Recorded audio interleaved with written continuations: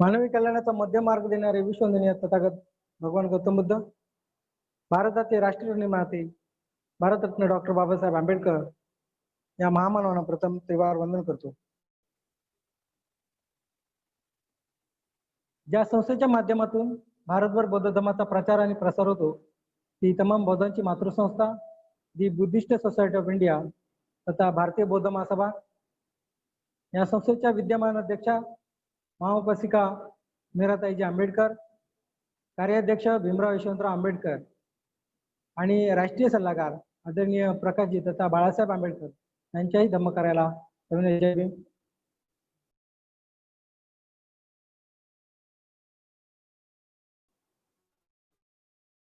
बुद्धं नमामि, धम्मं नमामि, संघं नमामि. नमो तस्स भगवतो अरहतो सम्मा सम्बुद्धस्स. नमो तस्स भगवतो अरहतो सम्मा सम्बुद्धस्स. नमो तस्स भगवतो अरहतो सम्मा सम्बुद्धस्स. बुद्धं शरणं गच्छामि, धम्मं शरणं गच्छामि, संघं शरणं गच्छामि. द्वितीयंपि बुद्धं शरणं गच्छामि, द्वितीयंपि धम्मं शरणं गच्छामि, द्वितीयंपि संघं शरणं गच्छामि, तृतीयंपि बुद्धं शरणं गच्छामि, तृतीयंपि धम्मं शरणं गच्छामि, तृतीयंपि संघं शरणं गच्छामि. पानातिपाता वेरमणि सिक्खापदं समादियामि. अदिन्नदाना वेरमणि सिक्खापदं समादियामि. कामेषु मिथ्याचारा वेरमणि सिक्खापदं समादियामि. मुसावादा वेरमणि सिक्खापदं समादियामि. सुरामेरयमद्यपमादठाना वेरमणि सिक्खापदं समादियामि. साधु साधु साधु. बुद्ध पूजा. वन्नगन्धं गुणोपेतं एतं कुसुमसन्तति पूजयामि. मुनिन्दस्स श्रीपादसरोरुहे पूजेमि बुद्धं कुसुमेन नेनं. पूयेन मेत्तेन लभामि मोक्षं. उपं मिलायति यथा इदं मे कायो तथा याति विनाशभावम्. घनसारपदीपेन दीपेन तमदंसिना त्रिलोकदीपं सम्बुद्धं पूजयामि तमोनुदं. सुगन्धिकाय वदनं अनन्तगुणगन्धिना सुगन्धिना गन्धेन पूजयामि तथागतं.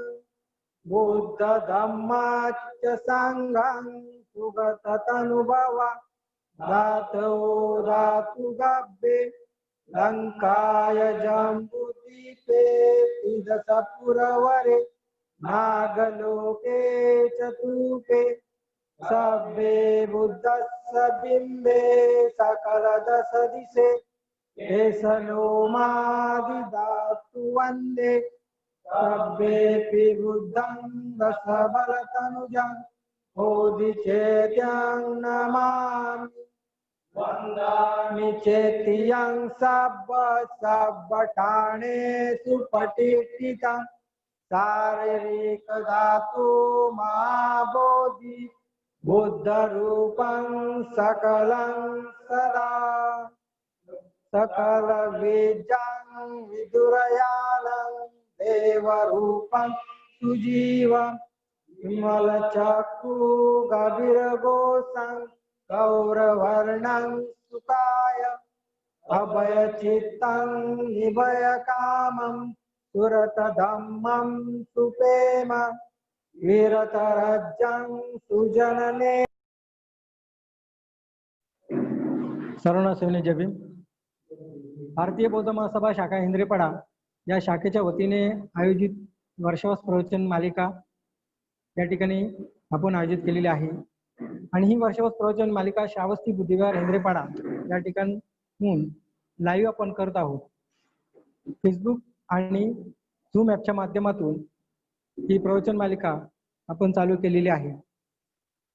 आजच्या या कार्यक्रमासाठी ऑनलाईन उपस्थित असणारे सर्व जिल्हा शाखा कार्यकारिणी सदस्य, त्याचप्रमाणे शहर शाखेचे अध्यक्ष आदरणीय ब्राह्मणे सर, त्याचप्रमाणे सर्व शाखांचे पदाधिकारी, शहर शाखेचे पदाधिकारी, त्याचप्रमाणे कात्रप शाखेचे आदरणीय उत्तम कांबळे सर आणि सर्व शाखांचे पदाधिकारी कार्यकारिणी सदस्य, त्याचप्रमाणे हिंद्रेपाडा शाखेचे अध्यक्ष आदरणीय अरविंदजी कांबळे, संपूर्ण कार्यकारिणी आणि सर्व सन्माननीय सभासद, उपासक उपासिका सर्वांना सविनय जय भीम.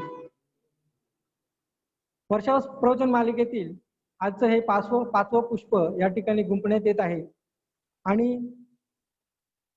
आजच्या प्रवचनाचा विषय आहे जो अत्यंत महत्त्वाचा असून मानवाचं कल्याण कशात आहे हे सांगणारं सूत्र जे तथागत भगवान गौतम बुद्धांनी आपल्याला सांगितलं ते म्हणजे महामंगल सूत्र. आणि हे महामंगल सूत्र समजावून घेणे आजची गरज असून आजच्या प्रवचनाचे प्रवचनकार म्हणून आपल्याला हे महामंगल सूत्र समजावून सांगणार आहेत आपल्या शाखेचे बौद्धाचार्य आदरणीय विश्वाजी जाधव गुरुजी. विश्वाजी जाधव गुरुजी सध्या भारतीय बौद्ध महासभेचे बौद्धाचार्य असून हिंद्रेपाडा शाखेचे आदरणीय संस्कार सचिव म्हणून काम पाहत आहेत. त्याचप्रमाणे धम्मवर्ग या कार्यक्रमामध्ये आपल्याला धम्म प्रवचन देण्याचं काम आदरणीय विश्वजी जाधव करतात. मी आजच्या प्रवचनाची सुरुवात करण्यासाठी आदरणीय विश्वजी जाधव यांना विनंती करतो की त्यांनी आजच्या प्रवचनाची सुरुवात करावी.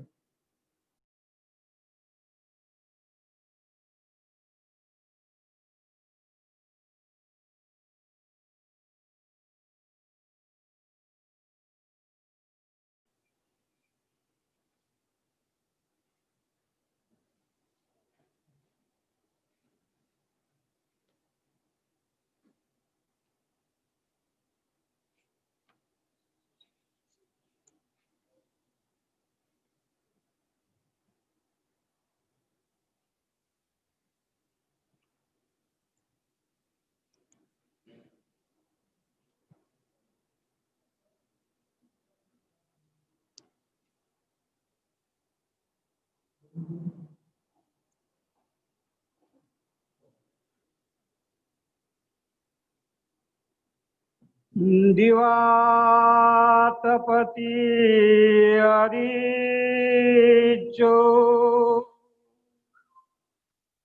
रति अभाति चंद्रिमा सन्नद्धो खतियो तपति झाई तपती रामलो आठ सब अहो रती बुद्ध तपती तेजसा। अर्थात सूर्य दिवसा प्रकाशित राहतो, जगाला दिवसा प्रकाश देतो. चंद्र रात्रीला प्रकाशाचा आभास निर्माण करतो. शस्त्रास्त्रानं सज्ज असेल तर योद्धा शोभून दिसतो आणि ज्ञानाचं तेजोवलयानं जर सुशोभित असेल तर विद्वान किंवा तपस्वी शोभून दिसतो. परंतु तथागत बुद्ध मात्र स्वयं तेजानं दिवस रात्र प्रकाशित राहतो असा याचा अर्थ आहे. अशा त्या सम्यक संबोधाला वंदन करून ज्याने आपणाला तथागत सम्यक संबोधाच्या वंदळीत टाकलं त्या बाबासाहेब आंबेडकरांना वंदन करून आपल्याला सर्वांना सस्नेह जयभीम करतो. आणि जे लोक आज ऑनलाईन हा कार्यक्रम पाहतायत, मग ते शहर शाखेचे पदाधिकारी असतील, शाखेचे पदाधिकारी असतील, जिल्ह्याचे पदाधिकारी असतील, त्या सर्वांचं म्हणजे स्वागत करतो आणि शाखेचं आभार व्यक्त करतो की त्यांनी या ठिकाणी मला या विषयासाठी पात्र समजलं. वर्षावास प्रवचन मालिकेतील हे आजचं 5वं पुष्प. त्याचा विषय आहे महामंगल सूत्र, अर्थात मानवाचं मंगल कशात आहे. आपल्यापैकी बऱ्याच जणांनी काल हा विषय ऐकलेला आहे आणि आदरणीय ज्ञानोबा कांबळेंनी तो विषय दिलेला आहे. ज्ञानोबा कांबळेंची त्यांचा प्रसंग आणि व्यासंग फार मोठा आहे.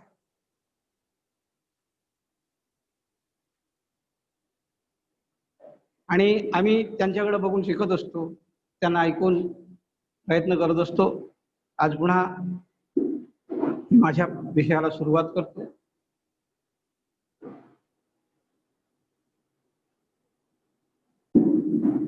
मानवाचं मंगल कशात आहे हे बुद्धांनी सांगितलं, परंतु त्याच्या चर्चा करण्यापूर्वी तत्कालीन परिस्थिती किंवा अर्वाचीन परिस्थिती काय आहे, मानवाच्या धारणा काय आहेत,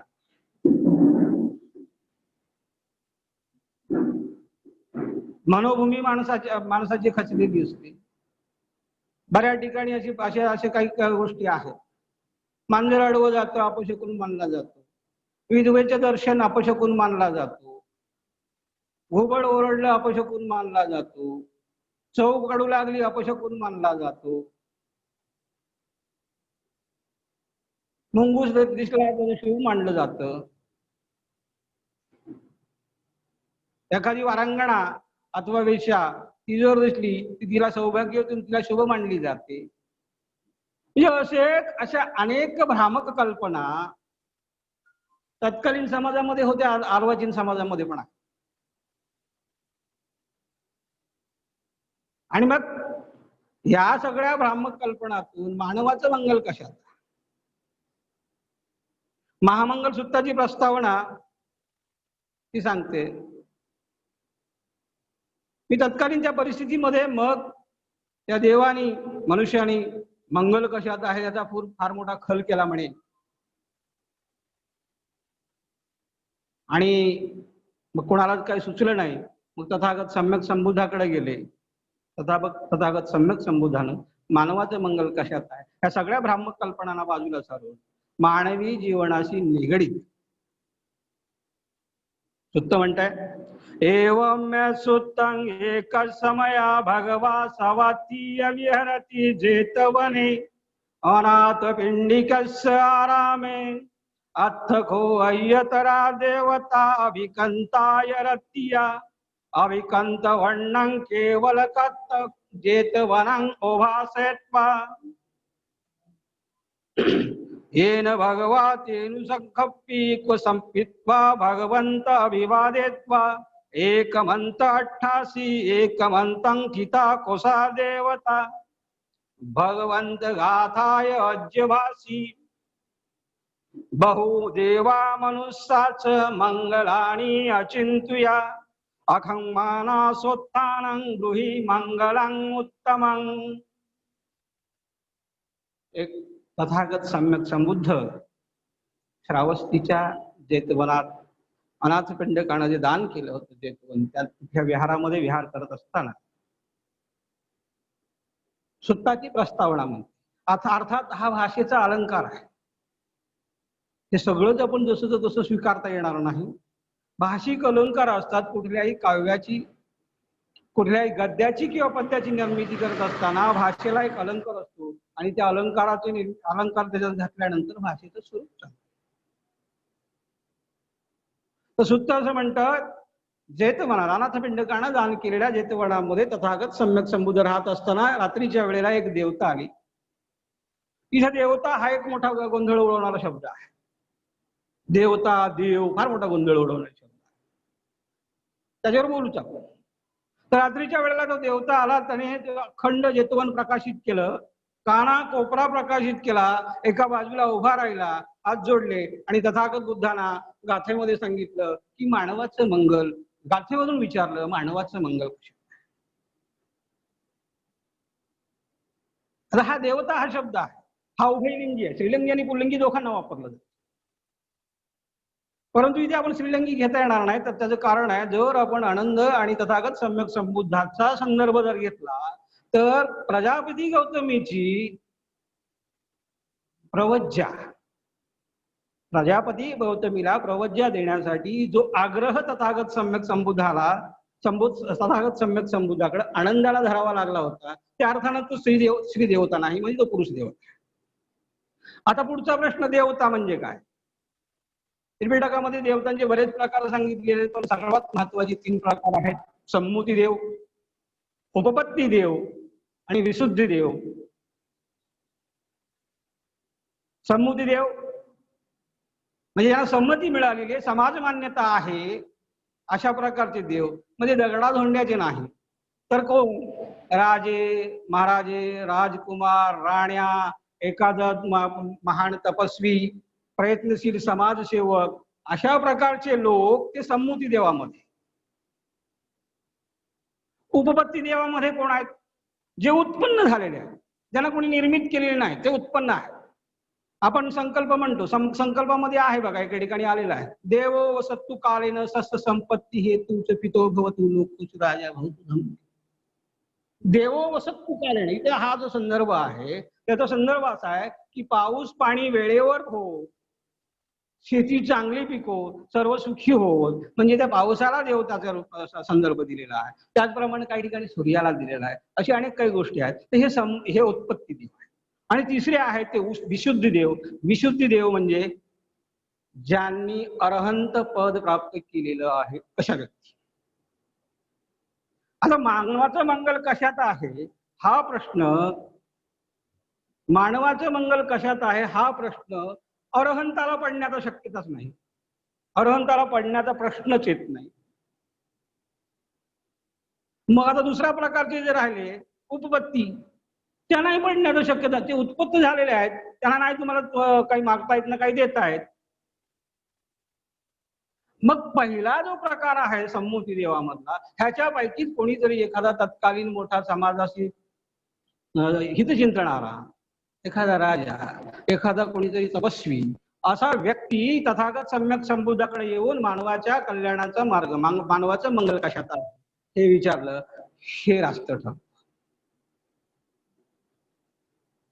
त्याच्यात दुसरी बाजू, उद्याचा विषय आहे तो 4 ब्रह्मविहार. तथागत सम्यक संबुद्ध तत्कालीन परिस्थितीमध्ये बाह्य जगामध्ये हे सगळं चालू असतं, हे अवडंबर माजलेलं असताना जो विचार करत होते, ते विचार करता करता, ही शक्यता आहे, तो विचार करता करता तथागत सम्यक संबुद्धाला सर्वच गोष्टी अवगत होत्या. त्यांनी 10 पारमिता पूर्ण केल्या होत्या. 4 ब्रह्मविहारावर त्यांचं 4 ब्रह्मविहार कोणतं? करुणा, मुदिता, मैत्री आणि उपेक्षा. मग ते रात्रीच्या वेळेला चंक्रमण करत असताना, ह्या 4 ब्रह्मविहारामधून विहार करत असताना त्यांना अचानकपणे ते सुचलेल्या गोष्टी असू शकतात. त्यांनी ते जाणलेलं होतं, परंतु लोकांना आपण काय सांगितलं पाहिजे, असाही तो एक भाग आहे. आपल्याला तो सोडून द्यायचा आहे, त्याच्या पुढे जायचं आहे आपल्याला. खरं म्हणजे तथागत सम्यक संबोधाची शिकवण. ज्याला देवता क्लिअर झाली, म्हणजे दगडा धोंड्याचे देव नाही, लाकडाचे देव नाही, झाडाचे देव नाही, प्राण्यांचे देव नाही, देवता क्लिअर झाली, मग त्याच्या पुढे जायचं. तो तेव्हा तो देव त्यांना विनंती करतो, तो देवता विनंती करतो किंवा मानवाचं मंगल कशात आहे, तर तथागत सम्यक संबोधाने पहिली गाथा म्हटली. काय म्हटली? असेवनाच बालान पंडितानाच सेवना पूजाच पुजे नियानंगी तंग मंगलम. असेवनाच बालान, सेवन म्हणजे श्रवण करणे, ग्रहण करणे. बालान, बाल शब्दापासून झालेला शब्द, बाल धातूपासून झालेला शब्द बालान. बाल म्हणजे ज्याचा बौद्धिक शारीरिक विकास झाला नाही असं लहान मूल, आणि बालान म्हणजे शरीरानं विकास झाला पण त्याचा बौद्धिक विकास झालेला नाही तो बाल. आपण सर्वसामान्यपणे बालांचा अर्थ सांगतो मूर्खांची संगती करू नये, पण मूर्ख कधी कधी एखाद्या मुद्द्यावर रास्त असतो, तसा हा बालान नसतो. ह्या बालनाचा बौद्धिक विकास जरी झालेला असतो त्याच्यामध्ये स्वार्थ असतो. धम्मपदामध्ये बालवग्ग आणि बालवग्गामध्ये 16 गाथा आहेत या बालांवर. बालवग्गामध्ये सगळ्या ते विषय करू शकत नाही, कारण हा विषय एवढा विस्तृत आहे. जरी एखादा निष्णात चांगला अभ्यासक असेल, विद्वान असेल, तर तो कमीत कमी त्याच्यावर 10 ते 12 दिवस बोलू शकेल, रोजचे 3 तास. त्यामुळे एवढं सगळं आपल्याला इथे चर्चा करता येणार नाही. पण प्रश्न असा आहे की हा बालान त्याचं असतं काय, तो कुणाचं ऐकत नसतो. अगदी धम्माच्या बाबतीतच बोलायचं झालं तर विहारावर माझीच मालकी असावी. तो भिक्षूचं ऐकत नाही, तो गृहस्थाचं ऐकत नाही. त्या गृहस्थाने माझंच ऐकावं, त्या भिक्षूने माझंच ऐकावं. त्याचं हे अज्ञान, बालान ह्या अज्ञानातून त्या सगळ्या गोष्टी करत असतो, आणि ह्या अज्ञानामुळे तो स्वतःची अधोगती करत असतो, आणि जो स्वतःची अधोगती करून घेतो त्याला त्याचं फळ मिळतं. ते पहिलं मिळतं, ते लगेच मिळतं किंवा ते नंतर मिळतं, पण त्याचं ते मिळतं. असा हा बालान, तर बुद्ध म्हणतात अशा ह्या बालान म्हणजे अशा या व्यक्तीचा आपण कुठल्याही प्रकारचा संपर्क करू नये, त्याच्याशी आपण त्याचं काही ऐकू नये.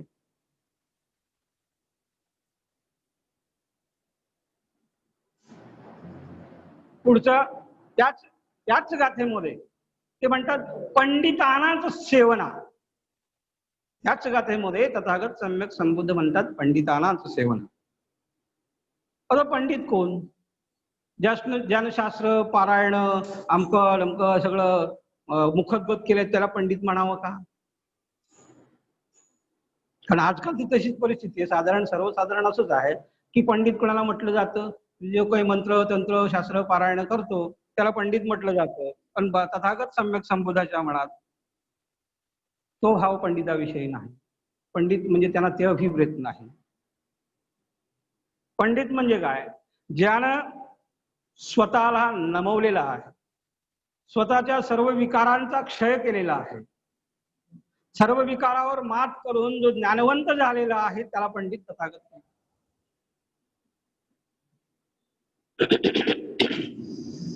आणि अशा ह्या पंडिताचा म्हणजे अशा ह्या विद्वान ग्रस्ताचा आपण संपर्क केला पाहिजे, आपण त्याच्या संपर्कात राहिलं पाहिजे, आपण त्याचं मार्गदर्शन घेतलं पाहिजे, आपण त्याचं ऐकलं पाहिजे, त्याचं श्रवण केलं पाहिजे, त्याचा विचार आपण ग्रहण केला पाहिजे. त्याच्या पुढचा शब्द आहे तथागत सम्यक संबुद्ध. त्याच गाथेमध्ये पुढचा शब्द सांगतात पूजाच पुजे नियानंग येतं मंगलं उत्तम.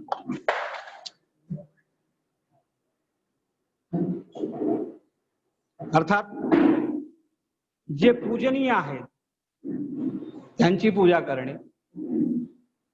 पूजा म्हणजे काय? केवळ दीप धूप अगरबत्ती हार फुलं ही पूजा नाही.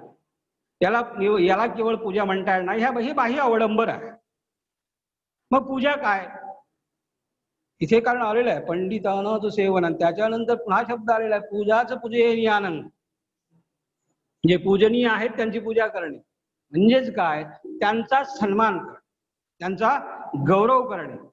जे पूजनीय आहे, बाबासाहेब आपल्याला पूजनीय आहे, त्यांचा विचारांचा गौरव झाला पाहिजे, त्यांच्या कार्याचा गौरव झाला पाहिजे. बुद्ध पूजनीय आहेत, बुद्ध धम्माचा गौरव झाला पाहिजे, बुद्धांच्या शिकवणीचा गौरव झाला पाहिजे, त्याचा सन्मान झाला पाहिजे. तर जे पूजनीय गोष्टी आहेत, जे पूजनीय व्यक्ती आहेत, त्यांची पूजा म्हणजेच त्यांचा गौरव म्हणजेच त्यांचा सन्मान झाला पाहिजे, हे तथागत सम्यक संबोधाला या ठिकाणी अभिप्रेत आहे. त्यांच्या पुढच्या गाथेमध्ये पुन्हा त्यांनी सांगितलं, त्यांच्या पुढच्या गाथेत ते म्हणतात,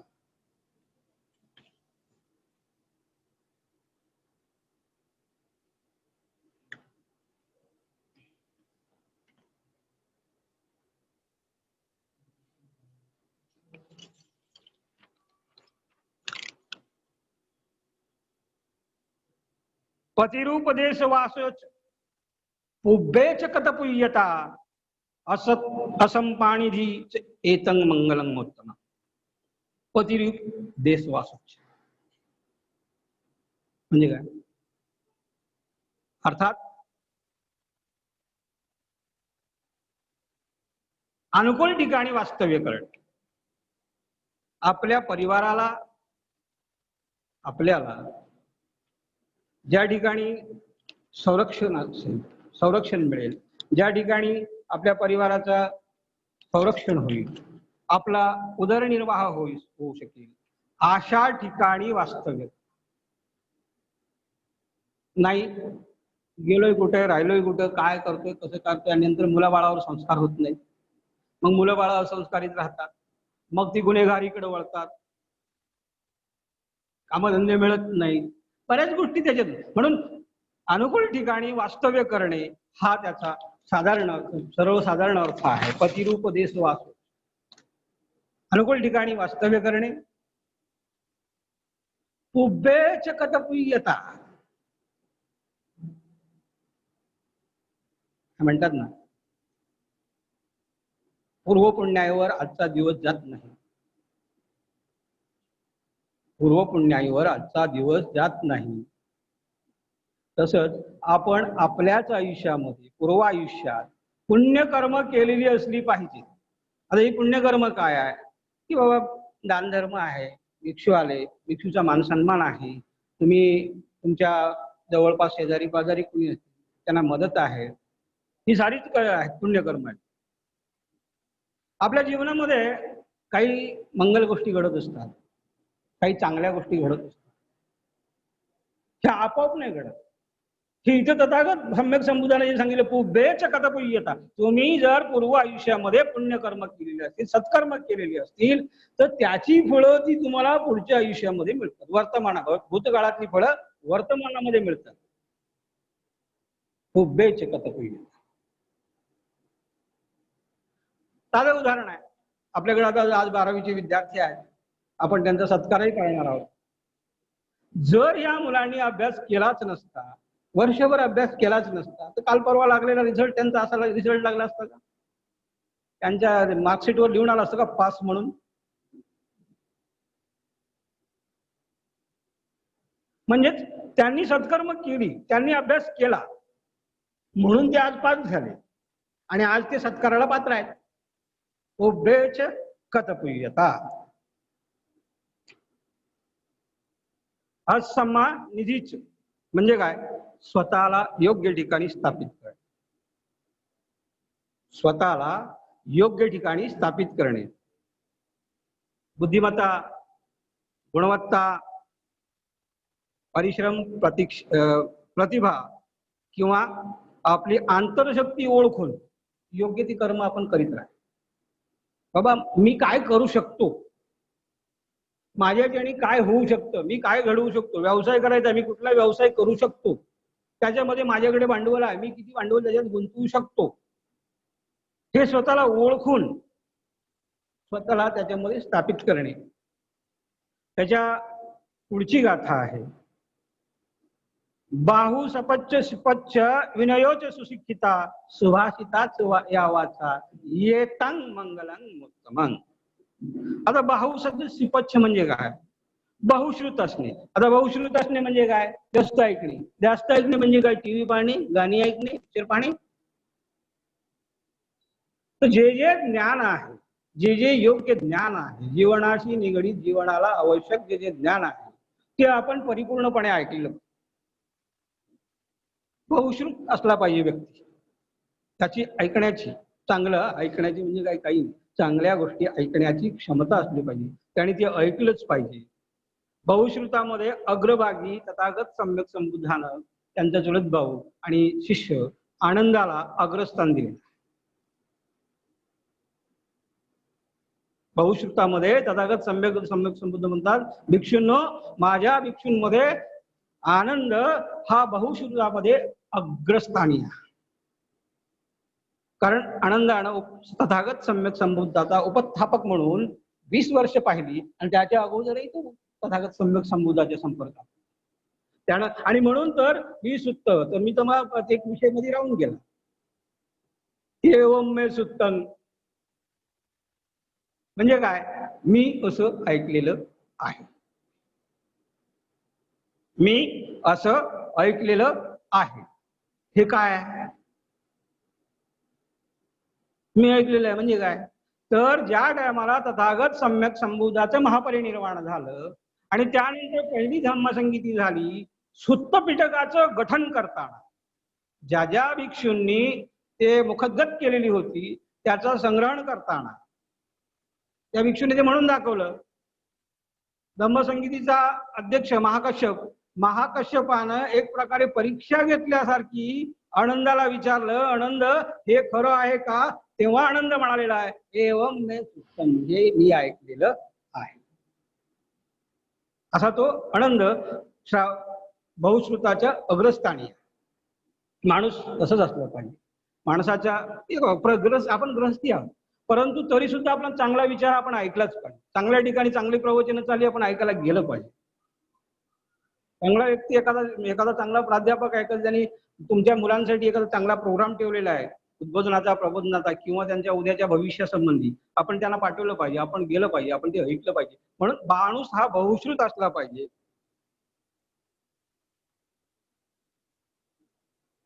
विनयोच सुशिक्षित.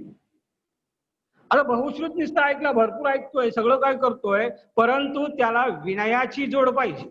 विनयशीलता, नम्रता जर नसेल, ऐकलंय त्याचा मान येईल, त्याचा गर्व होईल, अहंकार होईल. विनय असला पाहिजे, जे ऐकलंय ते लोकांना सांगावं पण लागेल, पण त्यासाठी विनयशीलता आपल्या अंगी असली पाहिजे. विनयोच सुशिक्षिता.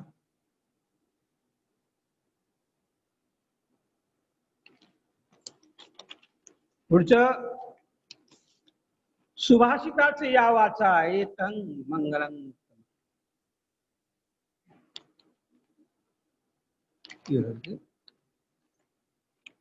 म्हणजे काय, वाणी, तुमची वाणी ही सुद्धा असली पाहिजे, मधुर असली पाहिजे, भाषा ही मधुर असली. आर्य अष्टांगिक मार्गामध्ये तथागत सम्यक संबुद्धानं सांगितलंय ना, सम्मा वाचा, सम्यक वाणी. आपली वाणी ही सम्यक असली पाहिजे, चांगली असली. समोरच्या मनाला, समोरच्या माणसाच्या मनाला इजा होईल. इजा म्हणजे काय, त्याला क्लेश होती, अशा प्रकारचं आपलं वचन म्हणजे शब्दवचन नसलं पाहिजे. सुभाषिताच या वाचा एतं मंगलम. आणि हे सुद्धा जीवनातलं सगळ्यात उत्तम असं मंगल आहे, असं तथागत सम्यक संबुद्ध म्हणतात. आणि त्याच्या पुढे पुढच्या गाथेमध्ये तथागत सम्यक संबुद्ध सांगतात, माता पितू पठ्ठानं पुत्रदारच्च संभवो अनाकुलाच कमंता एतं मंगलम. माता पितू पठ्ठा,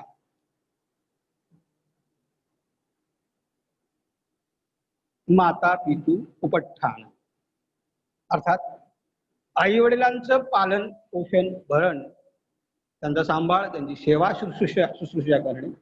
उतार वयामध्ये जेव्हा तुम्ही जन्माला आलात, जन्मल्यापासून तुम्ही कर्तृत्वाला येईपर्यंत त्यांनी तुमचं सारं केलेलं असतं. आणि मग उत्तर आयुष्यामध्ये जेव्हा त्यांना तुमची गरज पडते तेव्हा तुम्ही ते सगळं केलं पाहिजे. शिघाल सुत्त सांगताना तथागत सम्यक संबुद्ध आई वडिलांना म्हणजे माता पित्यांना पूर्व दिशेची जागा देतात. पूर्व दिशा म्हणजे काय? पूर्व दिशा, आता बघा पूर्व दिशेचं सर्वसामान्य उदाहरण पहा. पूर्व दिशा काय?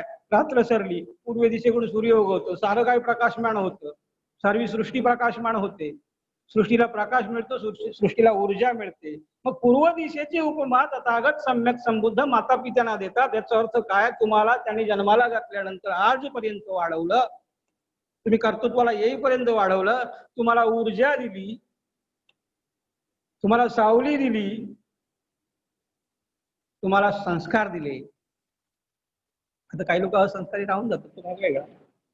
परंतु मग त्यांचं उत्तरदायित्व आपलं आहे की त्यांच्या उत्तर आयुष्यामध्ये त्यांची सेवा करणे, त्यांचं सांभाळ करणे, त्यांचा परिपाल करणे हे आपलं काम आहे. आता केवळ माता पिताची इथे अभिप्रेत आहेत काय? तर प्रश्न आहे, केवळ माता पिताच नाही तर सासू सासरे पण त्याला अभिप्रेत. पण आजकाल काय माहिती का, ह्या आधुनिक काळामध्ये परिस्थिती फार वेगळी आहे. लग्न झालं, बायको येते, तुझे आईबाप नको आपल्यामध्ये, हिचे आईबाप आले तर चालतं. म्हणजे सगळ्या घरामध्ये तो प्रकार नाहीये, पण बऱ्याच ठिकाणी हा घड. हिचे आईबाप आले, खाऊन गेले चालतील, बाप नवऱ्याचे आईबाप त्यांना वेगळे ठेवलं, आपण त्यांना खोली घेऊन देऊ. पण दोघं कमवत जर असेल तर आपण त्यांना रूम घेऊन देऊया, वेगळे ठेवूया. अजागत सम्यक संबोध म्हणतात, आई वडिलांचा परिपाल करणं हे सक्षम माणसाचं काम आहे, त्यानं ते केलंच पाहिजे. आता इथे मला वाईट वाटतं थोडंसं, त्यांचा उल्लेख झाला तर मला या बाबतीत माझ्या शाखेशी संबंधित 3 सभासद असे आहेत की खरोखर मला अभिमान वाटतो त्यांचा. आमचे स्वतः शाखेचे अध्यक्ष कांबळे साहेब, अरविंद कांबळे साहेब, आमचे पर्यटन सचिव रमेश कांबळे साहेब आणि आमच्या शाखेचे सचिव सिद्धार्थ कदम. खरोखर अभिमान आहे त्या लोकांचा की जसं आपल्या आई वडिलांचा सन्मान ते करतात, त्याच प्रकारे ते सासू सासऱ्याचा सुद्धा ही सन्मान करतात, त्यांचा सांभाळ करतात. ते त्यांच्या प्रत्येक सुखदुःखाला, प्रत्येक अडी अडचणीला ती उभी असतात. आणि हेच अभिप्रेत आहे. आता इथे आधुनिक गोष्ट आहे ही, काय पुरुषासाठी सांगितलंय काय? माता पितू पटानं आई वडिलांची सेवा करणे, तसे स्त्रियांसाठी तेवढंच मला महत्वाचं आहे. त्यांनी पण आपल्या सासू सासऱ्याची सेवा केली पाहिजे, टाळलं नाही पाहिजे. माता पितू उपट्ठा हे उत्तम मंगल आहे. आई वडिलांचा परिपाल, सासू सासऱ्यांचा परिपाल, सांभाळ करणं हे उत्तम मंगल आहे. उत्तरारच्च संग हो, पत्नी मुलांचा योग्य परिपाल करणे, त्यांना योग्य संस्कारित करणे हे सुद्धा एक उत्तम मंगल आहे. पण इथे फक्त पतीनंच परिपाल करायचा असंही अभिप्रेत नाही, तर त्याला दुसरी अनुल्लेखित बाब अशी आहे की पत्नीनं सुद्धा तसंच वागलं पाहिजे, तिनं सुद्धा पतीचा सांभाळ केला पाहिजे, पतीच्या संपत्तीचं संरक्षण केलं पाहिजे. आणि आजकाल तर पत्नी पण कमवते झालेल्या आहेत, मग त्यामुळे तिने पतीचा पण, त्यांनी जर तो कामाला नसेल किंवा तो अपंग असेल तर पत्नीनं सुद्धा त्याचा परिपाल केला पाहिजे. ही दोन्ही अंगाण आहे. उत्तदारच्च संग हो, अनाकुलाच कमंता एतन मंगलं मुत्तमन. म्हणजे काय? आपला उद्योग व्यवसाय जे काय करत असाल, तुम्ही नोकरी करत असाल, तुम्ही व्यवसाय करत असाल, कुठलाही तुमचा व्यवसाय असेल, चांगला व्यवसाय असावा हे अभिप्रेत आहे. आपला व्यवसाय विस्कळीत होणार नाही, आपला व्यवसाय विस्कळीत होणार नाही अशा प्रकारचं कुठलेही काम न करणे.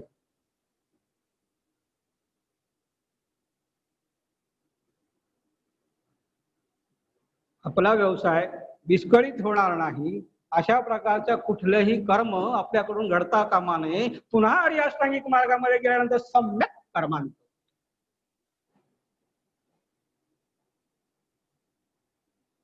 पुन्हा अष्टांगिक मार्गात गेलो की सम्यक कर्मांत. तर सम्यक कर्मांत इथे लागू आहे. अनाकुलाच कमंता हे सुद्धा एक उत्तम मंगल आहे. पुढच्या गाथेमध्ये तथागत सम्यक संबुद्ध सांगतात, दानंच धम्मचर्याच, दानंच धम्मचर्याच यातकानाच संग हो, अनवज्यानी कम्माणी येतं मंगलम. दान देण्याची वृत्ती असली पाहिजे. पण दान कोणालाही देऊन नाही जमत. तथागत सम्यक संबुधानं जे 10 पारमिता पूर्ण केल्या किंवा ज्या इतरांनाही सांगितल्या त्याच्यामध्ये दान पारमिता आहे.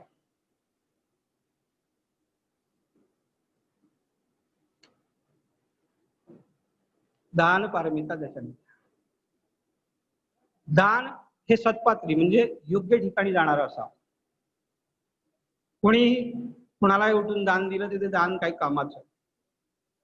एखादा भिक्षू आहे, एखादा गरजवंत आहे, त्यालाच ते दान म्हणजे काय, दान तुमचं योग्य ठिकाणी गेलं पाहिजे. आणि पण निवळ दान, तुमच्याकडे दान देण्याची तुमच्याकडे वृत्ती आहे, देण्याची वृत्ती आहे, तुम्ही दान देताय, सगळं काय खरं आहे. परंतु जर तुमची धम्मचर्या नसेल, धम्मशील तुमची चर्या नसेल, धम्माला अनुसरून तुमची चर्या नसेल तर त्या दानालाही अर्थ उरत नाही. म्हणून दानंच धम्मचर्या.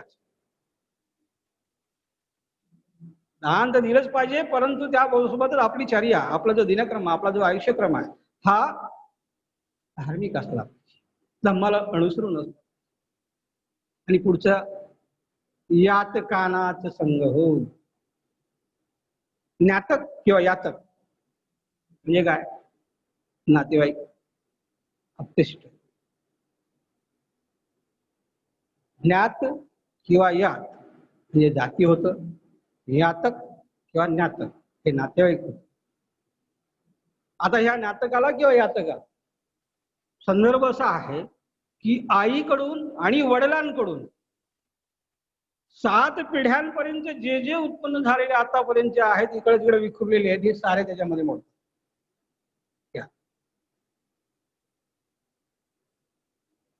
आणि ह्या सर्वांना आपण योग्य वेळोवेळी मदत केली पाहिजे, त्यांचं संरक्षण केलं पाहिजे, त्यांचं रक्षण केलं पाहिजे, त्यांना मार्गदर्शनही केलं पाहिजे. प्रसंगी आपल्या अडचणीला, आपल्या सुखदुःखाला त्यांना बोलवलंही पाहिजे. आता याच्यामध्ये मला एक माझी छान आपल्या आयुष्यातली 2 उदाहरणं फार मला आवडतात. 2 उदाहरणं या ठिकाणी आहेत. मी मगाशी सांगितलं महामंगल सूत्र म्हणजे काय, छोटासा विषय नाही. निष्णात एखादा विद्वान असेल, फार मोठा अभ्यासक असेल तर तो अगदी 10-12 दिवस सुद्धा 3-3 तासाची प्रवचन देईल तरी हे संपणार नाही. त्यामुळे मी आपला धावत चाललोय. तर यातकानाच संग, तर नातेवाईकांना आपण मदत केली पाहिजे, त्यांचा संपर्क आपण ठेवला पाहिजे, त्यांच्या अडीअडचणीला आपण गेलं पाहिजे. त्याचं एक उदाहरण सांगतो. या यातकाचा जो कुणी सगळ्यात जास्त मोठं जर उदाहरण असेल तर डॉक्टर बाबासाहेब आंबेडकर. साऱ्या ज्ञातीला सुरक्षित केलं, साऱ्या समाजाला सुरक्षित केलं, साऱ्या समाजाला अधिकार दिले, कोणाला वंचित ठेवला. आता आपल्याला भोगता येत नाहीत, कोणाला त्याचं पालन करता येत नाही, तो भाग वेगळा. दुसरं उदाहरण तथागत सम्यक संबुधाच्या आयुष्यातलं आहे, जे त्रिपिटकामधून आहे. प्रसेनजिताचा मुलगा विठुब जेव्हा त्याने राज्य बळकावलं, राज्यावर आला. राज्यावर आल्यानंतर कपिलवस्तूच्या शाक्यांशी त्याचा वितंडवाद झाला, वितुष्ट आला. मग त्यानं अशी प्रतिज्ञा केली होती की मी शाक्यांचा सर्वनाश करेन. आणि मोठं सैन्य घेऊन तो कपिलवस्तूच्या दिशेला निघाला. तथागत सम्यक संबुद्धाला माहित पडलं आता शाक्यांचा विनाश अटळ आहे.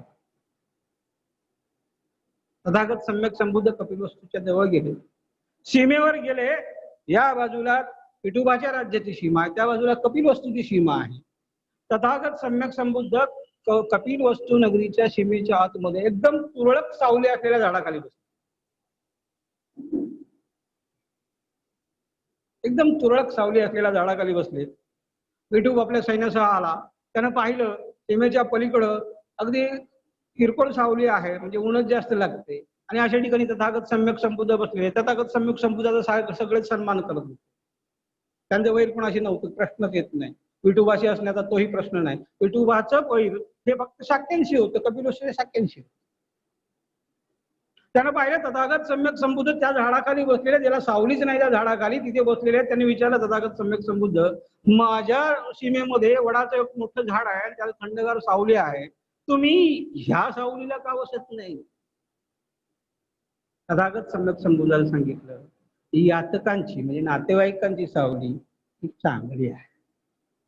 अर्थ असा की मी माझ्या नातेवाईकांमध्ये याचं काय, मी एकतर मी माझ्या नातेवाईकाच्या संरक्षणासाठी आलेलो आहे किंवा माझे नातेवाईक माझं संरक्षण करतील. यातकांना संबोध. आपण आजकाल आपण नातेवाईकांचे नातेसंबंध फार दुरावलेले आहे, सगळ्यांचे दुरावलेले आहे. पण ते प्रस्थापित केले पाहिजेत आयुष्यामध्ये, हेही गरजेचं आहे. हेही एक उत्तम मंगल आहे.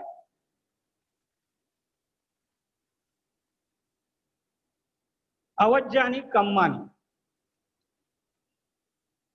अवज्ञानी कम्मानी म्हणजे काय? निर्दोष कर्म करीत राहिले. आपली कर्म ही निर्दोष असली पाहिजे.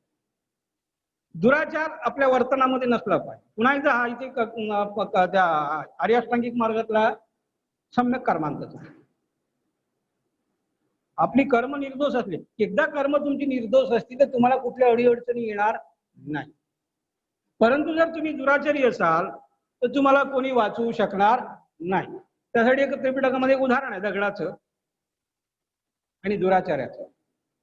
एखादा दुराचारी माणूस असेल त्याला तुम्ही कितीही समजून सांगा, त्याच्या अगोदर आपण दगडाचं पाहू. एक दगड आहे, तो दगड आपण उचलला, पाण्यात टाकला आणि सगळ्या जणांनी अपेक्षा केली, सारे जण त्या पाण्याच्या किनाऱ्याला उभे राहिलेले त्यांना विनंती केली, दगड वर ये, दगड वर ये, दगड वर ये, दगड वर ये, दगड वर ये, दगड वर ये, दगड वर येईल काय? येईल नाही ना, कारण जडत्व त्याचा गुणधर्म आहे, बुडणं हा त्याचा धर्मच आहे. त्याच प्रकारे दुराचारी माणसाचा आहे, त्याला तुम्ही किती समजून सांगितला, किती शिकवला, तर तो काय ऐकणार? तो त्या बुडायचा, तो बुडणारच आहे. म्हणून आपण आपली कर्म निर्दोष ठेवली पाहिजे. एकदा निर्दोष कर्म आपले असले आपण बुडण्याचा किंवा आपले हानी नुकसान होण्याचा प्रश्नच येत नाही. त्याच्या पुढची गाथा, भारती फिरती पापा मज्जपानाच संयम अपमादोच धम्मेसु वेतं मंगलम. आरती विरती पाप. शरीर आणि वाणी ह्याच्यापासून, शरीर आणि वाणी पापकर्मापासून दूर ठेवणे. पापकर्मापासून शरीर आणि वाणीनं दूर राहणे. पुन्हा मी तुम्हाला मगाशी सांगितलं सम्यक कर्मांत, सम्यक वाचा इथे पुन्हा लागू होत आहे. तथागत सम्यक संबोधाचं ते तत्वज्ञान आहे, जी पूर्ण शिकवण आहे ना, अशी गुंफण आहे. तुम्ही कुठल्याही एखाद्या विषयावर बोलायला सुरुवात करा, ते सारं फिरून ते सगळं पुन्हा तुमच्या पुढे येतात. आरती विरती पापा, आपली वाणी आणि शरीर पाप कर्मापासून कायम दूर ठेवणे हे उत्तम मंगल आहे. मज्जपानाचं संयम, पंचशिलामध्ये सांगितलेलं सुरा मेरे मद्यपमाद टाळा वेरमणी सिक्कापदम समाधी आम्ही म्हणजे काय, तर आपण मद्यपानापासून कुठल्याही प्रकारच्या नशाकारक पदार्थापासून अलिप्त राहिलं पाहिजे, त्याचं सेवन करण्यापासून अलिप्त राहिलं पाहिजे. आणि इथं पुन्हा येऊन तेच सांगितलंय मद्यपानाचं संयम. आपण एवढं संयत आणि संयमित असलं पाहिजे. आपल्याला मद्यपान करण्याची इच्छाही नाही झाली पाहिजे. तर मद्यपान केल्यानं काय होतं? पहिली गोष्ट त्याच्या कुटुंबामध्ये कलह, दुसरी गोष्ट त्याच्या वित्ताची हानी,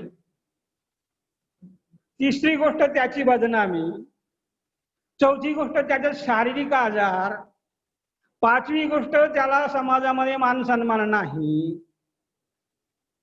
एकंदरीत मद्यपानामुळे तो माणूस माणसातून उठतो. थोडक्यात मग माणसात राहायचं असेल तर आपण मद्यपानाच्या बाबतीत संयमित असलं पाहिजे,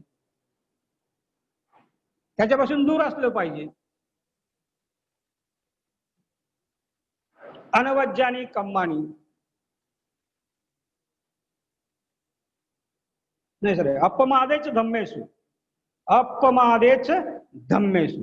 धम्माच्या बाबतीत प्रमाद कुठला घडणार नाही. प्रमाद म्हणजे काय? हलगर्जीपणा. आणि अप्रमाद सजगता, जागरूकता. धम्माच्या बाबतीत अपमादच धम्म. धम्माच्या बाबतीत आपण सजग आणि जागृत असलो पाहिजे. की धम्माच्या बाबतीमध्ये आपली धम्माची आपल्याकडनं काही हेळसांड तर होत नाही, काही प्रमाद तर घडत नाही ना, आपलं धम्माचरण योग्य आहे ना, हे आपण कायम वारंवार स्वतःला तपासलं पाहिजे. पुढची गाथा आहे. गारवोच निवातोच संतुष्टीच कतयुता. गारवोच निवातोच संतुष्टीच कतयुता कालेन धम्म सवणं हेतं मंगलम. याच्यामध्ये 5 मंगल गोष्टी जडलेल्या आहेत. 5 मंगल गोष्टी जडलेल्या आहेत. आपल्याकडे काय होतं, काही लोक खूप आपले अभ्यासक आहेत, चांगली गोष्ट आहे आणि चांगले समजवतात, पण अजूनही आपण ह्याच्यावर धम्मचर्चा फार मोठ्या विस्तृत करत नाही आहोत. ती शोकांतिका आहे आणि मला खेदाने म्हणावं.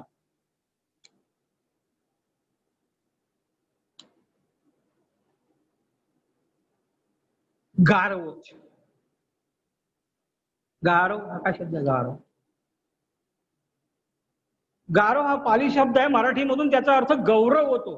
माणसाच्या वृत्ती ह्या गौरव, त्यानं दुसऱ्याचा गौरव, दुसऱ्याचा सन्मान करावा, गौरवाची भावना त्याच्यामध्ये असावी. आज ही माझी मुलं 5 झालेली आहेत, मला अभिमान आहे, त्यांचा गौरव आहे, मला गौरव वाटतो त्यांचा. ती 5 झाली, कोणाला 94% पडलेत, कोणाला 86% पडलेत, कोणाला 65% पडलेत. हा मनापासून गौरव असतो, त्यांचा आपण गौरव केला पाहिजे. गौरवाची भावना आपल्यामध्ये.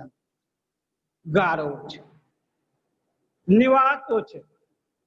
निवात म्हणजे वाऱ्याची मंद झुळूक, हलका वारा. तशा प्रकारचं आपण असलं पाहिजे.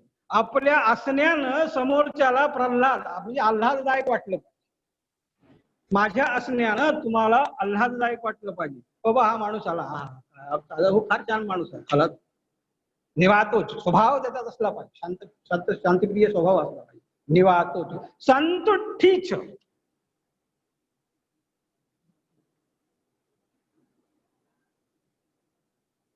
संतुष्टी, संतुष्टी असते, समाधान, संतोष. माझ्याकडे आहे, ठीक आहे, आज माझ्याकडे नाही, मिळेल. संतुष्टीचं समाधान असलं पाहिजे. आज नाहीये, मिळेल. आज माझ्याकडे आहे, त्याचं घमेंड नसली पाहिजे. माझ्याकडे आहे, अजून मला पाहिजे म्हणून याचा भ्रष्टाचार करतो, त्याचं लुटतो नाही. संतुष्टी असली पाहिजे, समाधानाची वृत्ती असली पाहिजे. कतयुता. पुढचा शब्द आहे कतयुता, कृतज्ञता. माणूस कृतज्ञ असला पाहिजे. तुम्ही मला मदत केलेली आहे, आता तुम्ही मला मदत केली, थोडा बाहेर गेल्यानंतर विसरून गेलो, कोण जाधव?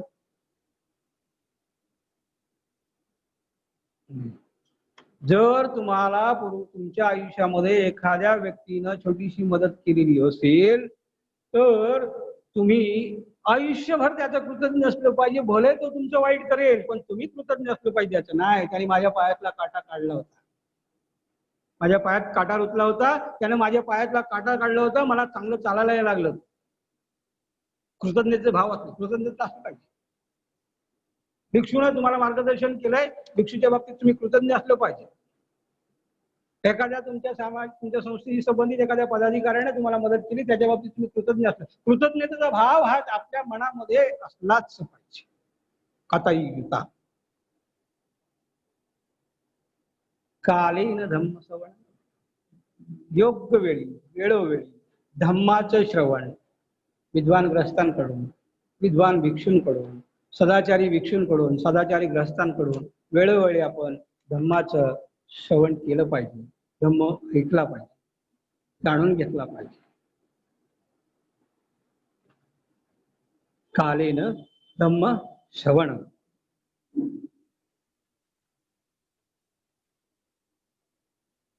आता त्याची पुढची गाथा आहे. खंतीच सोवत्सता. खंतीच सोवत्सता श्रवणांचं दर्शनं कालेन धम्म साखच्छा एतं मंगलम उत्तमम. आता इथे खंती खंती शब्द आलेला आहे. खंती पारमिता पण आहे, शांती पारमिता. क्षमाशीलता, खंती क्षमाशीलता. माणूस क्षमाशील असला पाहिजे. मला बर्वे काय बोलले त्याचं मी रोष मनामध्ये ठेवून नसलं पाहिजे. बर्वे बोललेत ना, बोलून दे ना. मला फलाना कोणी काही बोललाय, बोलू दे ना, बोलून गेला. क्षमाशीलता तो बोला, जागा सुटली, जी जागा जिथे बोलला, जी जागा सुटली त्याच्यानंतर त्या गोष्टीचा आपला संबंध आपण तोडला पाहिजे. क्षमा, ठीक आहे झालं, चुकलं. पण याचा अर्थ मी त्याच्या आकाश मनामध्ये बाळगून कायमची खुन्नस, कायमचा राग, कायमचा द्वेष मनामध्ये बाळगला तर होणार काय? माझ्यातला क्रोधाचा अग्नी, माझ्यातला द्वेषाचा अग्नी, माझ्यातला जो विकाराचा अग्नी आहे तो अजून जागृत होत जातो. बुद्ध म्हणतात त्या अग्नीला तुम्ही थंड करा, शांत करा, त्यांना शमन करा त्यांचं. आणि आपण जागृत करतो, आपण त्याला जागवत राहतो. खंतीच सोवत्सता म्हणजे काय? सुमधुर हळुवार वाणी. माणसाचं बोलणं, माणसाचं वाणी, उच्चार हे सुमधुर पण हळुवार असलं पाहिजे. समोरच्याला कळेल, समोरच्याला समजेल, समोरच्याला त्याचा त्रास होणार नाही. एखादा शिक्षक, बघा शिक्षक वर्गामध्ये शिकवत असताना एखादा शिक्षक विद्यार्थ्यांना अप्रिय असतो आणि एखादा शिक्षक विद्यार्थ्यांना फार प्रिय असतो. त्याचं कारण आहे, एक शिक्षक जो प्रिय असतो तो शिकवताना ना एवढा सुमधुर वाणीत शिकवत असतो, त्या मुलांना ऐकावं वाटतं. त्यांना असं वाटतं आता हे सर आले ना, आता भास, आता या विषयाची चांगली मांडणी करतो. पण एखादा असाही त्याचं असतं, बोलण्याची पद्धत, सांगण्याची पद्धत असते, अरे यार आता बोरच आहे, दिवसभर काय खरं नाही, आता हा पिरियड काय खरा, असं ते असू नये. सुमधुर वाणी आपली असली पाहिजे. समणाचं दर्शन, श्रमणांचं दर्शन. दर्शन करायचं म्हणजे काय करायचं? त्यामध्ये पाया पडायचं, पायावर पाणी ओतायचं आहे. समणांचं दर्शन. पहिलं तर समण कोण? समण हा पाली शब्द आहे, मराठीमध्ये म्हणतो श्रमण होतो. श्रमण कोण? श्रमणाचे दोन आहे. श्रमण जो श्रम करतो त्यालाही श्रमण म्हटलं जाईल, आणि ज्यानं दुष्कर्माचं शमन केलेलं आहे तोही श्रमण. दोघांमध्ये फरक एवढाच आहे, जो श्रम करतो तो गृहस्थी आहे, आणि जे त्याने दुष्कर्माचं शमन केलेलं आहे ते विशेष करून प्रवज्जित असतात. तर अशा ह्या श्रमणाचं दुसऱ्या प्रकारचा जो श्रमण आहे त्याचं दर्शन. दर्शन म्हणजे काय? त्याचं मार्गदर्शन घेतलं पाहिजे, त्याच्याशी आपण चर्चा केली पाहिजे, आपल्या अडीअडचणी त्याला विचारल्या पाहिजेत. आपल्या अडचणी म्हणजे का, तो तुम्हाला पैसे देणार आहे का नाही देणार, तो तुम्हाला धान्य देणार आहे का नाही देणार, परंतु तुम्हाला तो मार्ग सांगू शकेल. आज तुमची काय अडचण आहे? मूल आजारी आहे, ठीक आहे, मग मुलाला ह्या डॉक्टरकडे न्या. तुम्हाला जर कळत नसेल तर तो सांग, ह्या डॉक्टरकडे न्या. त्याच्या संपर्कातले अजून 10 लोक 20 लोक असतील, तो त्यांच्यापैकी कोणाकडे संपर्क करेल, त्यांना विचारेल बाबा ह्या आजारावर कुठला डॉक्टर चांगला आहे तर हा चांगला आहे, मग तुम्हाला सांगेल की याला याच्याकडे न्या. श्रमणाकडनं तुम्ही निव्वळ फक्त धम्मच ऐकले बाकीच्याही ते तुम्हाला मार्गदर्शन करतात, आणि धम्म तर ऐकलाच पाहिजे. कालेन धम्म साक्षा, आणि वेळोवेळी धम्म चर्चा ह्या घडल्या तुम्ही जाऊन केल्या पाहिजे. तुम्हाला जर कळत नसेल, आता तुमच्या बुद्ध आणि त्यांचा धम्मग्रंथ तुम्ही वाचतोय आणि मला त्यातलं कळत नाही, तर मला कळत नाही तर माझ्या बाजूला कोणी जर शेजारी जवळपास कुठेतरी माझ्या अवतीभोवती भिक्षू असेल, त्याला जाऊन मी विचारलं पाहिजे. भिक्षू नसेल तर कोणीतरी माझ्या शहराचे पदाधिकारी आहेत, ज्याच्यातलं कोणी विद्वान आहे, त्यांना जाऊन मी विचारलं पाहिजे ही कशी मांडणी आहे, अशी कशी मांडणी आहे. पण मला कळत नाही, मग मी त्यांना विचारलं पाहिजे, त्यांची चर्चा केली पाहिजे, त्यांच्याकडून जाणून घेतलं पाहिजे. कालेन धम्म साक्षा, आणि वेळोवेळी या गोष्टी घडल्या पाहिजेत, तर आपल्या ज्ञानामध्ये भर पडते.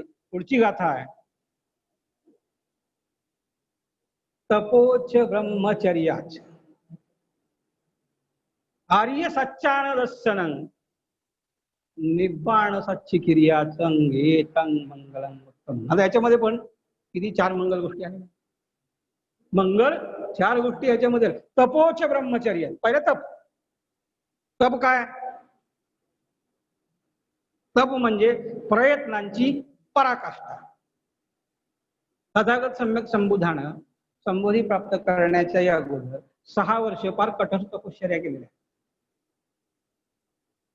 फार कठोर तपश्चर्या केल्या. त्याचप्रमाणे गृहस्थी जीवनामध्ये आपल्याला ज्या प्राप्ती करायच्या असतील, आपल्याला जे घ्यायचं असेल, आपल्याला जे मिळवायचं असेल, त्यासाठी आपल्याला अथक परिश्रम करणं गरजेचं आहे.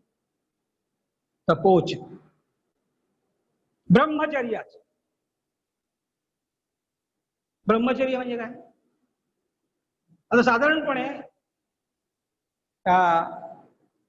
बाकीच्या धर्मामध्ये ब्रह्मचर्यामध्ये असं आहे की ब्रह्मचर्य म्हणजे काय की पती पत्नी विलग राहणे वगैरे वगैरे हे ब्रह्मचर्य आहे. आपल्याला तेवढं अभिप्रेत नाही, तसंच अभिप्रेत नाही, निव्वळ तसं अभिप्रेत. तर ब्रह्मचर्य म्हणजे काय आहे? धम्मानुसार केलेलं नैतिक वर्तन. मग त्याच्यामध्ये कामभोगाचा आहे, तो टाळायचाच आहे. आळस टाळायचा आहे, हत्या टाळायची आहे, चोरी टाळायची आहे, व्यभिचार टाळायचा आहे, खोटं बोलणं टाळायचं आहे, मद्यपान टाळायचं आहे. म्हणजे धम्माला अनुसरून केलेलं नैतिक वर्तन म्हणजे ब्रह्मचर्य.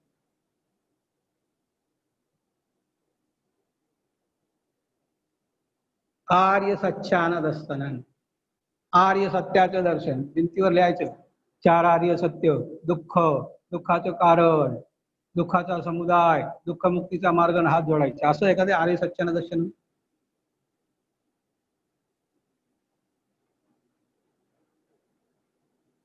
आर्य सत्याचं दर्शन म्हणजे काय? आर्य सत्याला जाणून घेणं.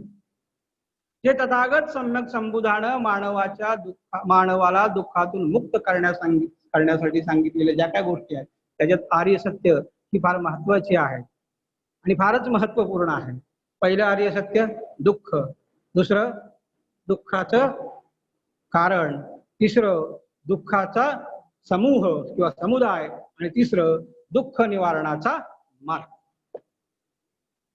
ह्याची आपल्याला जाण घेतली पाहिजे. हे जाणून घेतलं, आर्य सत्याला जर तुम्ही जाणून घेतलं,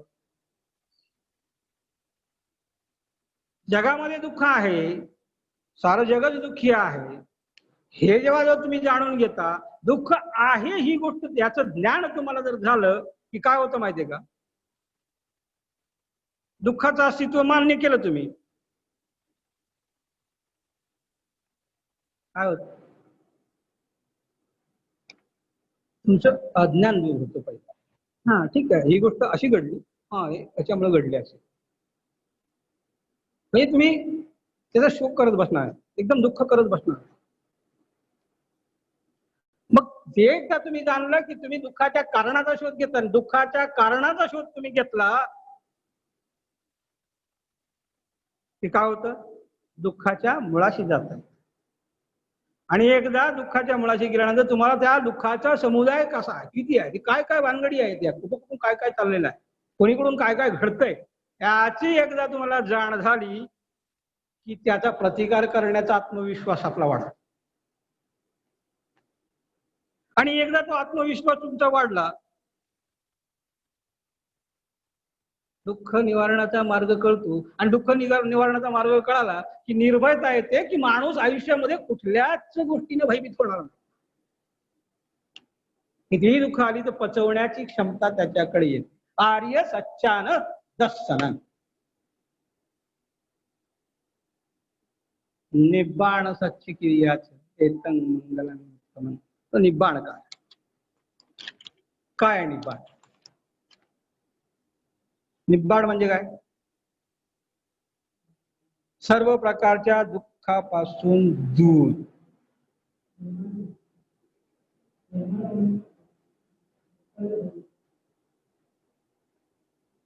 सर्व प्रकारच्या दुःखापासून दूर, मुक्ती मिळवण्याचा तो साधन. सर्व प्रकारच्या दुःखापासून मुक्ती मिळवण्यासाठी मानवी जीवनाचं जे ध्येय आहे त्या ध्येयाची परिपूर्ती, विकारांचा क्षय म्हणजे निब्बाण. आणि निब्बाण कुठं बाहेर सापडतं का? इकडे गेला निब्बाण शोधायला, इकडे गेला निब्बाण शोधायला, नाही सापडत निब्बाण. निब्बाण कुठे आहे? ते आपल्या आत आहे. ते आपण जागृत केलं पाहिजे. आपण स्वतःला एकदा जागृत केलं की सगळ्या गोष्टीच्या सगळी दुःख आपल्याला कळाली. जसं आर्य सत्याला तुम्ही जाणलं, आर्य सत्याला जाणल्यानंतर तुम्हाला कळतं मी आर्यअष्टांगिक मार्गाप्रमाणे वागलं पाहिजे. आर्यअष्टांगिक मार्गाप्रमाणे तुम्ही वागलात तर तुम्हाला 10 पारमीचं महत्व कळतं. एकदा ते तुम्ही जाणून घेतलं की तुम्हाला मग निब्बाण प्राप्ती होते, दुःखापासून मुक्ती. मग निब्बाण म्हणजे दुसरं तिसरं काही नाही, तर तुमच्या मानवी दुःखापासून मुक्ती. अगदी सरळ साधं सोपं. त्याचे अजूनही बरेच अर्थ आहेत. पुढची गाथा आहे, हुट्टस्य लोकधम्मेहि चित्तं यस्सन कंपती अशोक विरजं खेमं एतं मंगलम्.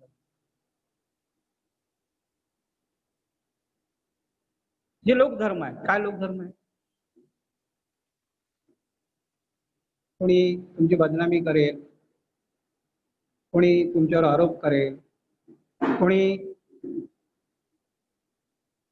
तुमची निंदा करेल, कोणी तुमची स्तुती करेल, कोणी तुमचा गौरव करेल, कोणी तुमचा सन्मान करेल. हे सगळे लोकधर्म आहेत. आणि या लोकधर्मामुळं ज्याचं चित्त विचलित होत, चित्तं यस्सन कंपती, तुमचं चित्त विचलित नाही झालं पाहिजे. माझा गौरव केला मला घमंड आले पाहिजे, माझा सन्मान केला मला फार फुगल्यासारखं नाही वाटलं पाहिजे, माझ्यावर आरोप केला मी भयभीत नाही झालो पाहिजे, माझी बदनामी केली मला क्रोध नाही आला पाहिजे.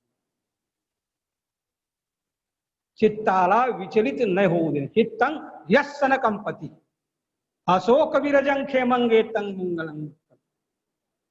इथे पुन्हा 3 मंगल गोष्टी आहेत. अशोक विरजं खेमं, स्वभाव शोकरहित असला पाहिजे.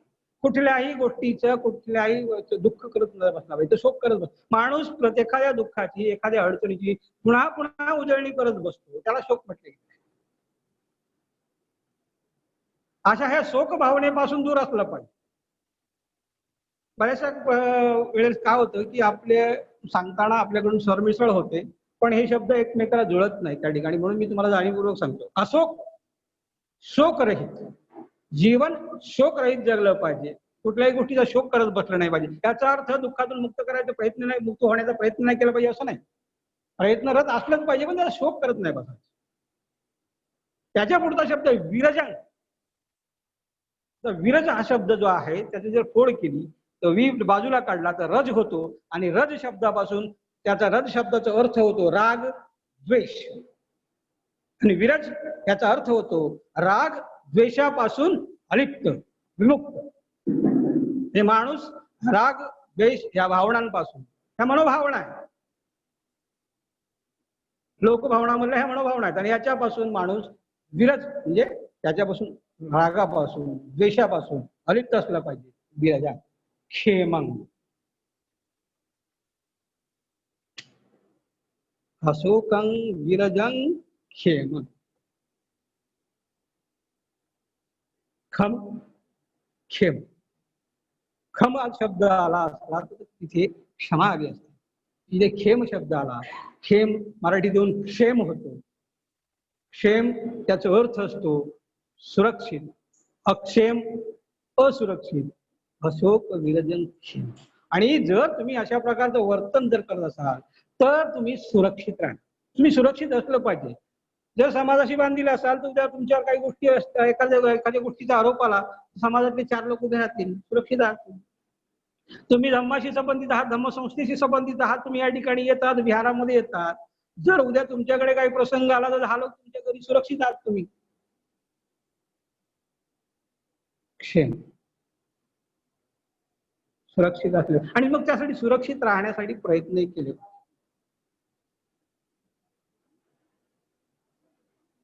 अशोक विरजन क्षेमं एतं मंगलं उत्तमं.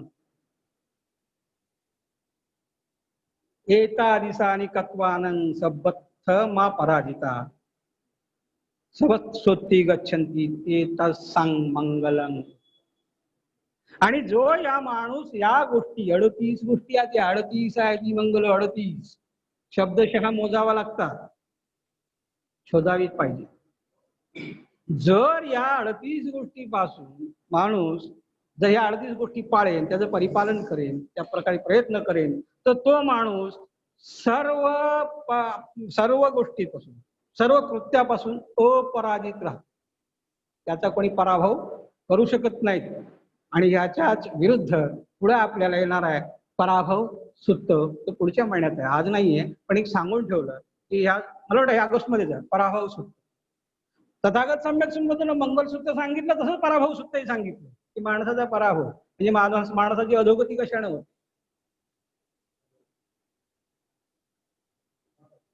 इथपर्यंत मी माझ्या अल्पमतीनं तुम्हाला सांगण्याचा प्रयत्न केलेला आहे.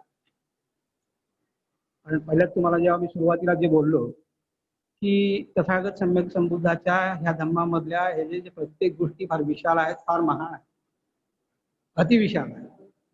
एक एक शब्द म्हणजे एक ग्रंथभार आहे.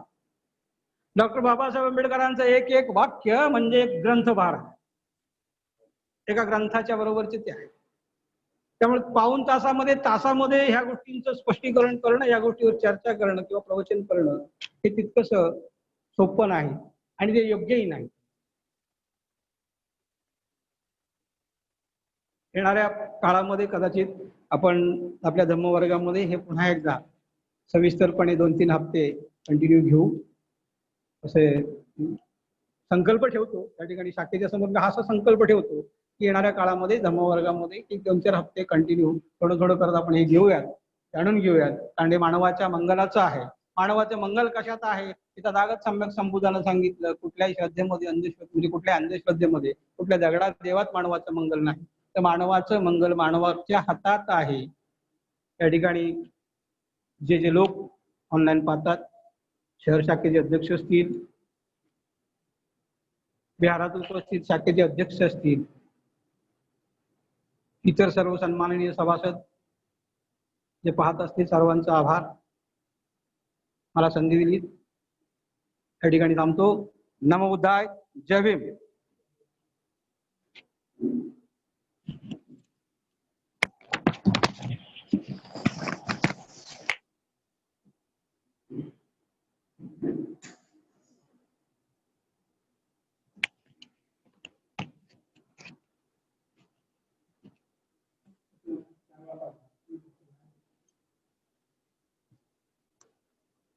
धन्यवाद जादूगुरुजी.